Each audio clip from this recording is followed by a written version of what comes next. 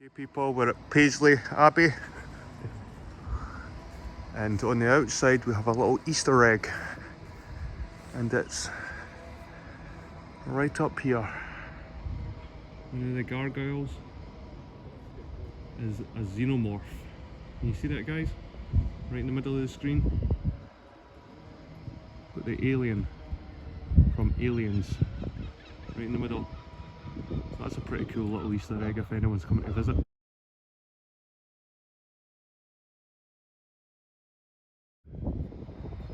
Yep, today we're at Paisley Abbey, home to the Stewarts and the Bruces.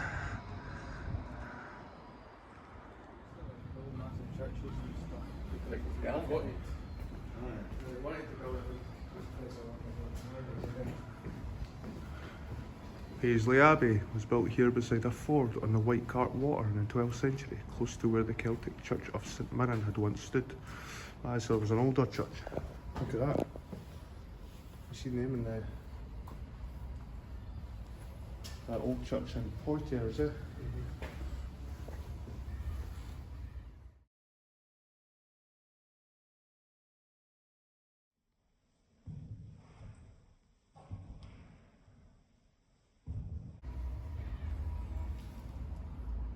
It's pretty cool. All this masonry.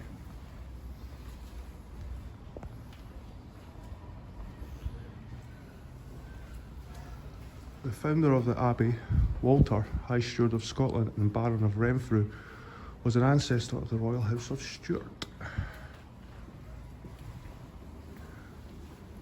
The abbey was home to monks of the Order of Cluny for the first 400 years of its existence, and since the Reformation in 1560 has continued to serve as a place of worship for the people of Paisley. Right guys, let's go in. That's nice though, that wee... Gorgeous. Aye. Really nice. Mind the one we were in France? So Orleans. You had to pay. Was it a cloister it's called? This place, it was a cloister or something. This, like, you know, typical architecture, you know, for the abbeys, like they'll have these wee mini arches in Aye. the garden.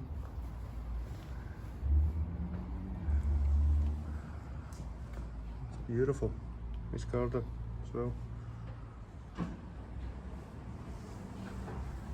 What does it say there? On the wall. That is a cloister, aye. Because we got into the cloister in France. Nice, like. To the glory of God, this cloister was refounded in memory of Archibald Craig. What name's that? Gatasada or something. Paisley. Nice.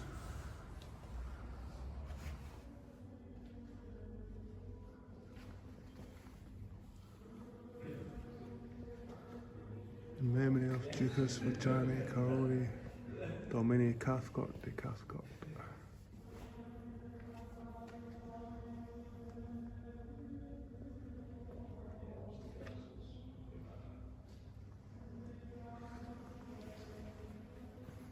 Old bell.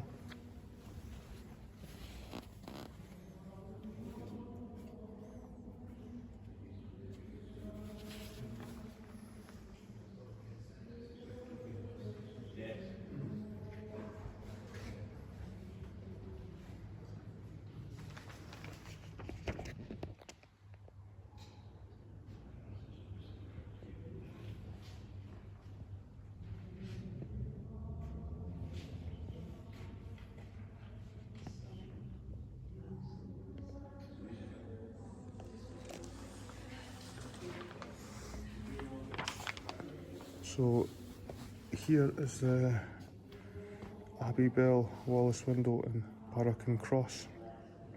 Last rung 1890, the bell dates from 1730. In the Wallace window, Samson, the Old Testament superhero, represents the locally born freedom fighter and guardian of Scotland.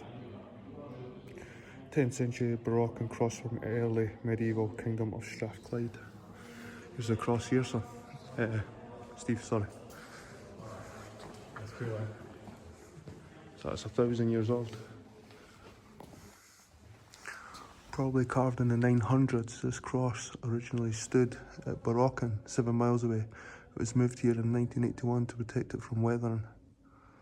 The carvings combine both Christian and military imagery. This may have been intended to legitimise worldly power, to celebrate a victory in battle. It may have also stood to mark a boundary. It stood near a ford on the Barrack and Burn on the way to crossing point of the Clyde.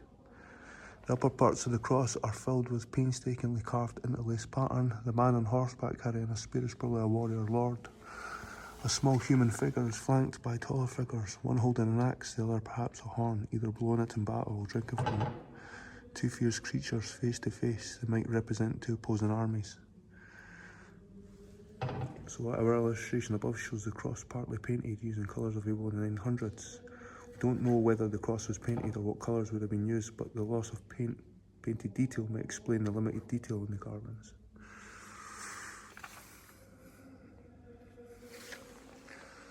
Pretty cool there. There's Samson behind him. See there?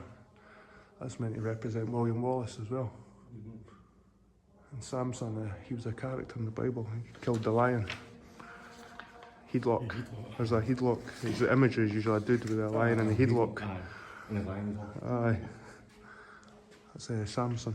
And his strength was, I think, in his hair. When you cut his hair, he loses his strength. For the long hair back in the day. Aye.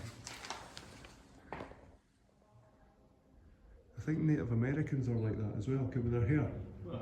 That's why they didn't cut it. Native Americans see their hair as almost like an antenna, a receptor. And they get in power. William MacDonald. That's a nice cross though. Can you see some of the detail? 900s, they reckon. So it's over 1,000 years old. 1,100 years old.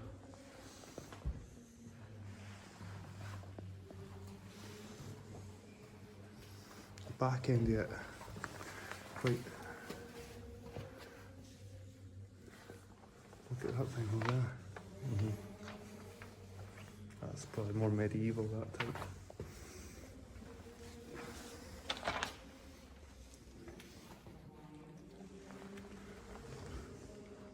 Jed's away doing his own thing, eh? There he is.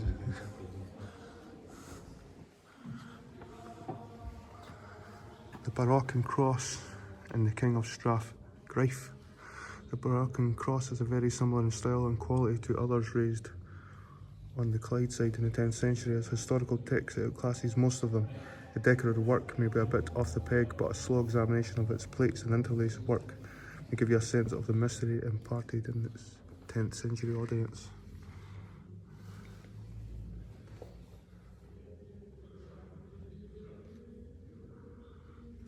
Amazing stuff.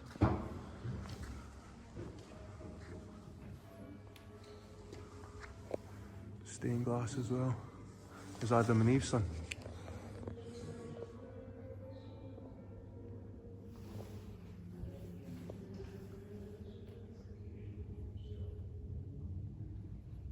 The serpent on the tree. View from the west end looking east. The best view of the whole church. A large church by Scottish standards. 256 feet in length, but only half the length of Canterbury Cathedral and Westminster Abbey. Nice light coming through at the handle. It's nice.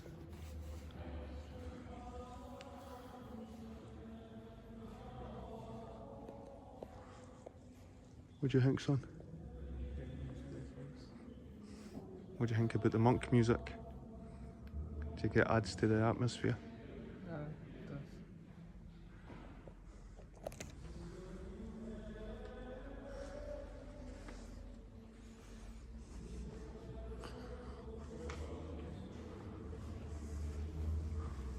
Oh, it's an amazing place.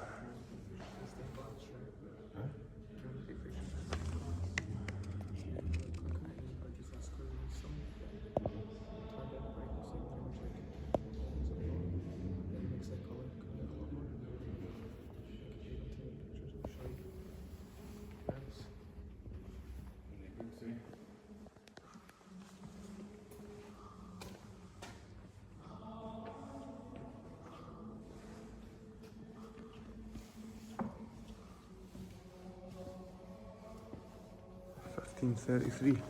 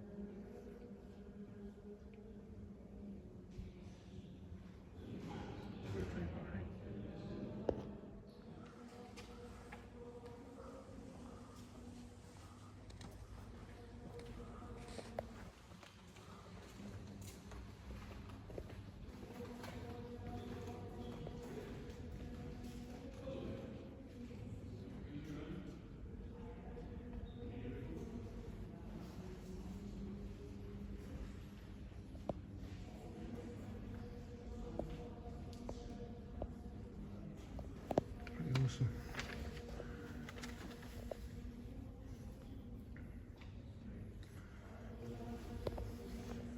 For the salvation of body and soul, the Stewarts in the foundation of the monastery. Around 1136, Walter Fitzalan, the third son of a knight from Brittany, took service with David I, King of Scots. He received a huge lordship in the west of Scotland, as well as the office of King Stewart or Stewart. This later became the name of a royal dynasty, when Walter's descendant became King Robert II in 1371. In 1163, a little less than 30 years after arriving in his new lordship, Walter made arrangements for the 13 monks from the Clunic Priory of Much Wenlock in Shropshire to settle in Renfrew, and some years later to establish a monastery at Paisley. So, I was for Shropshire. It seems likely that a desire to provide for the spiritual needs and salvation of his family and the descendants would have been the first thought. In the years to come, however, the political as well as the religious benefit of this influential new foundation for his royal master as well for himself would become clear.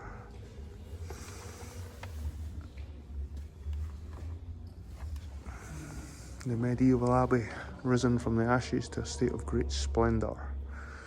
The architectural remains of the great medieval abbeys have rightly been called the most obvious legacy of medieval monasticism in Scotland.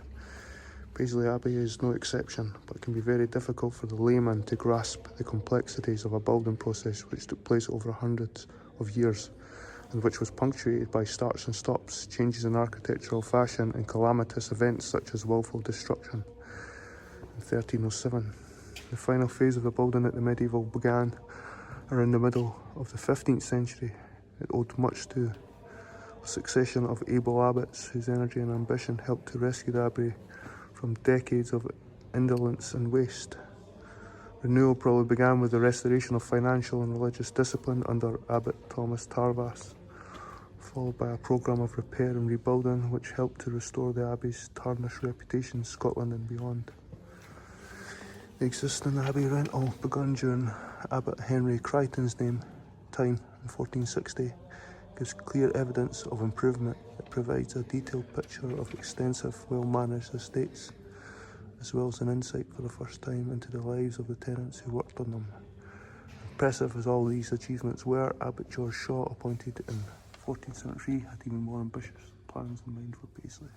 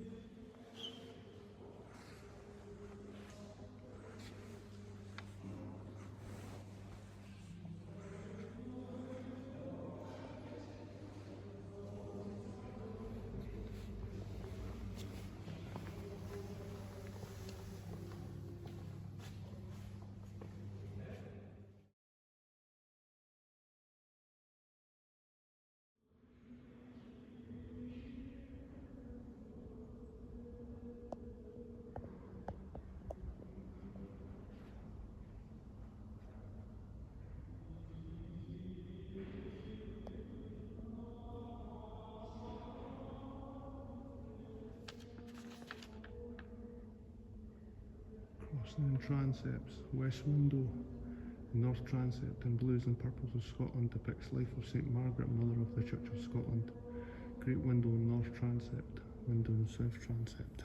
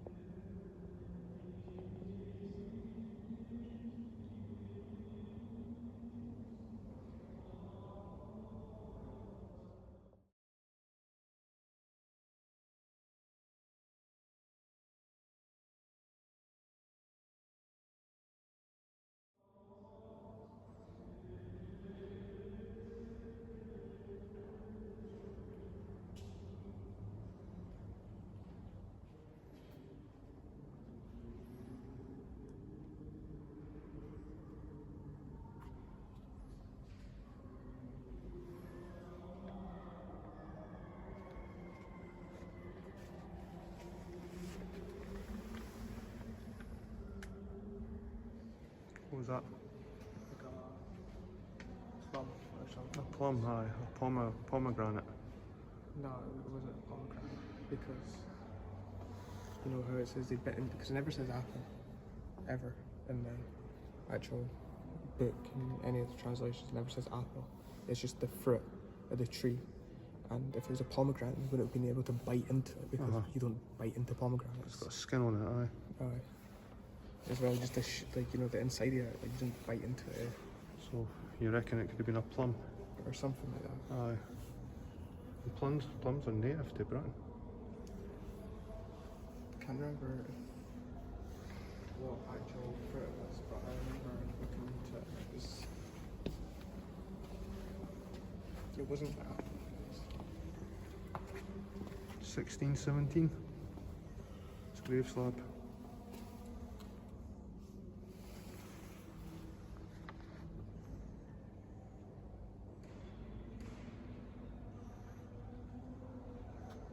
Windy. Amazing.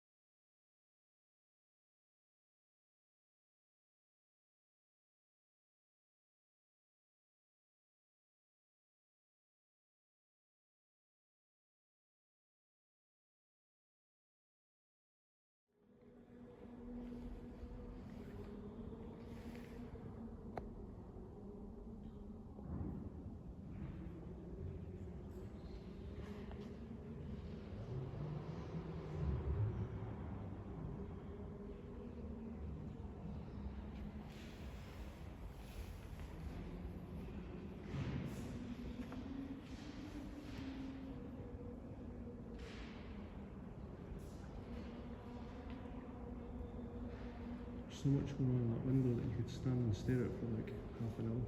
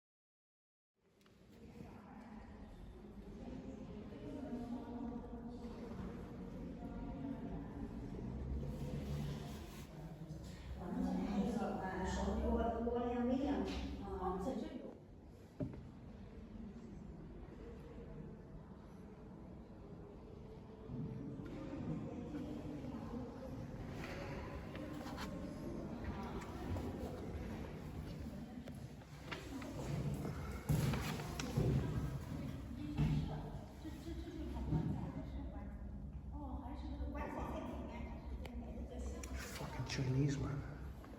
Just shut up. Look at that, Jack. I think it's John the Baptist. Baptising Christ, possibly.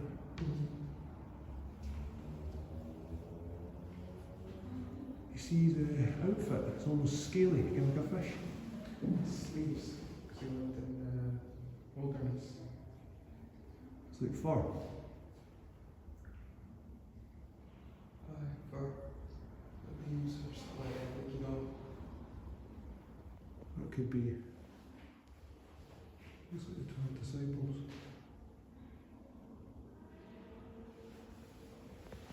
There's also something like out and day and stuff you know.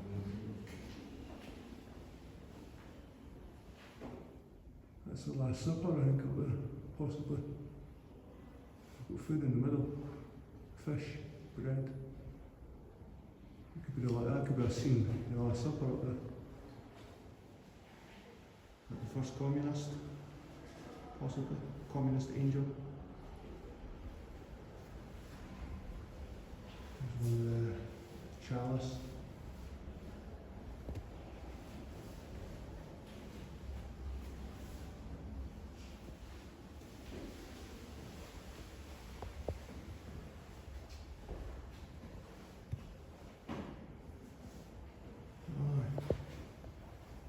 Cool. There's one with a harp.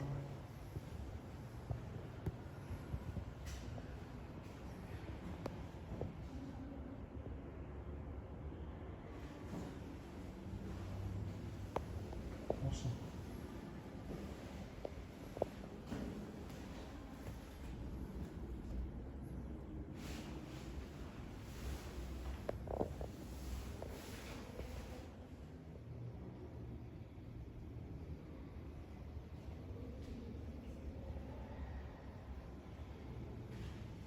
Holy man who brought Christianity to this area.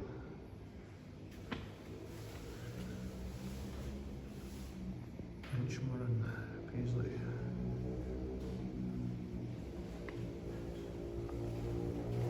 We know very little about St Mirren, except that he became a monk in the monastery of Bangor beside Belfast, Northern Ireland, eventually becoming its prior. Legend has it that Mirren accompanied St Columba to Scotland in AD 563 and stayed for a time on an island in Loch Lomond, which now bears his name, Inchmurren. Various stories abound of his miraculous powers include his restoring a fellow monk back to life. He said have been seen at night in his cell illuminated by divine light. St Mirren's church in Paisley was probably situated in Seed Hill, not far from here. closed by the lowest ford on the White Cart Wall, the highest navigable point. Today St Mirren is more generally known through the town's football team, St Mirren. The Stewarts. The close tie between the Stewarts and their abbey frequently brought Paisley into the forefront of national events. It was here, for example, in 1308 that King Robert the Bruce received papal absolution for the murder of John Comyn 2 years earlier. In 1315, Robert Bruce's eldest child, Marjorie, married Walter, the 6th High Steward. A year later, Marjorie gave birth to a son, also named Robert, who 55 years later was crowned Robert II.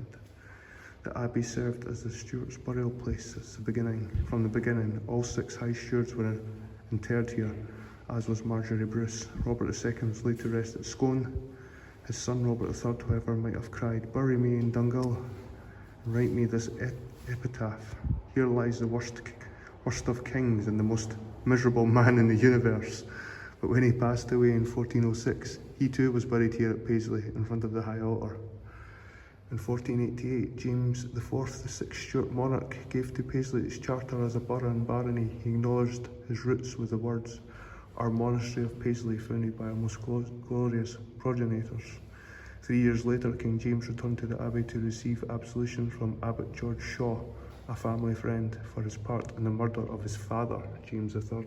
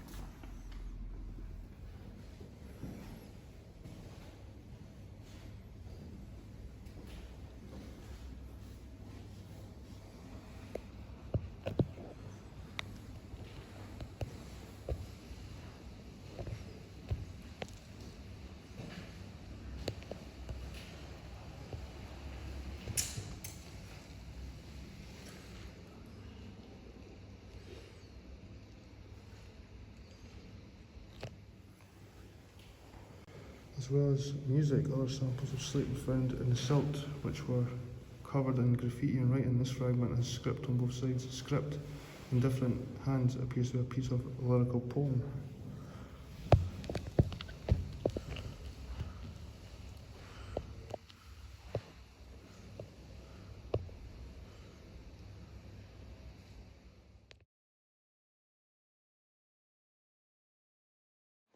This is pretty cool, guys.